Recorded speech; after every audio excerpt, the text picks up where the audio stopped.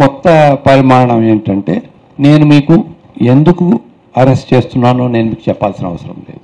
ఈ investigating agencies యొక్క అనుమతి లేకుండా బెయిల్ ఇచ్చే అధికారము కోర్టులకు లేకుండా చేశారు. అంటే ఈ చట్టంలో ఒక ఎన్ఫోర్స్మెంట్ డైరెక్టరేట్ అధికారి కనుక నన్ను అరెస్ట్ చేయాలని అనుకుంటే నన్ను తీసుకుపోవచ్చు, జైల్లో ఉంచవచ్చు, లేదా వాళ్ళ కస్టడీలో ఉంచి ఇన్వెస్టిగేషన్. ఇంకొక కొత్త పరిమాణం ఏంటంటే ఒక 10 మందిని అరెస్ట్ చేస్తారు ఈడీలో. దానిలో ఒకరు అప్రూవర్గా మారి ఆయన చెప్పిన స్టేట్మెంట్స్ సరిపోతాయి, మిగతా 9 మందిని ఇంకా వాళ్ళు బయటికి రావాల్సిన అవకాశాలు ఏ రకంగా ఉండవు. ఎందుకంటే ఇక్కడ ఇదివరకు జరిగే వేరే చట్టాల్లో police or investigating agencies are required to prove the guilt against the accused. ఈ పిఎంఎల్ఏ యాక్టు కొత్త యాక్ట్లో ఏంటంటే గిల్ట్ వాళ్ళు ప్రూవ్ చేయనవసరం లేదు, నేను ఇన్నోసెంట్ అని నేను ప్రూవ్ చేసుకోవాలి. నేను జైల్లో ఉంటాను, నాకు అన్ని మార్గాలు క్లోజ్ చేసుకొని నేను ఇన్నోసెంట్ అని చెప్పుకునే అవకాశాలు రావడం అనేది వెరీ వెరీ రేర్. సో ఈ సందర్భంలో దీన్ని రాజకీయంగా ఎట్లా మలుచుకుంటున్నారు, రాజకీయంగా ఎట్లా వాడుకుంటున్నారు అనేది ఒక పెద్ద చర్చనీయ అంశమే.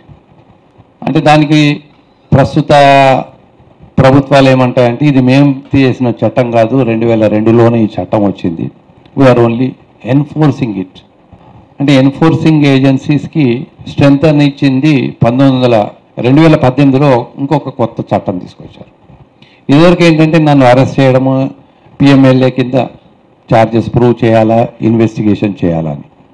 ఇప్పుడు కొత్త భయం ఏంటంటే 2018 కింద నా ఆస్తుల్ని, నా బంధువులు, నా ఫ్రెండ్స్ ఆస్తుల్ని కూడా కన్ఫిస్కేట్ చేసే అధికారం పిఎంఎల్ఏ చట్టం కింద కల్పిస్తున్నారు.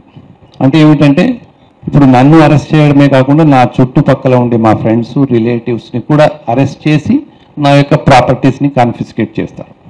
ఈ కన్ఫిస్కేట్ చేస్తున్నందువల్ల ఏమిటంటే నాకు నా యొక్క పరపతి పోతుంది, నాకు రాజకీయ పలుకుబడి పోతుంది. దాని తర్వాత ఏం చేయలేము, నిర్వీర్యం చేయాలనే ఉద్దేశంతో 2018లో కొత్త చట్టం వచ్చింది. సో దీంతో ఏమైంది, PMLA act has become a serious weapon in the hands of the persons who are having a political power or a governmental power.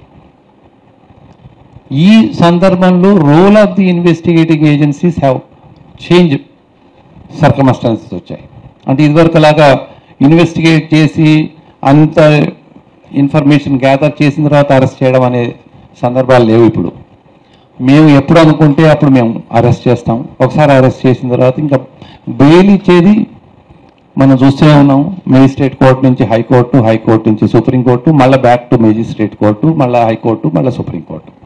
ఈ మధ్యలో ఎవరో దయదలిచో, ఎవరో జడ్జి గారు దయదలిస్తేనో, ఇంకేదో చిన్న లొసుగులు ఉంటేనో బయటకు వస్తారు, లేకపోతే వేరే మార్గాల్లో వచ్చే అవకాశాలు చాలా తొందరగా ఉన్నాయి.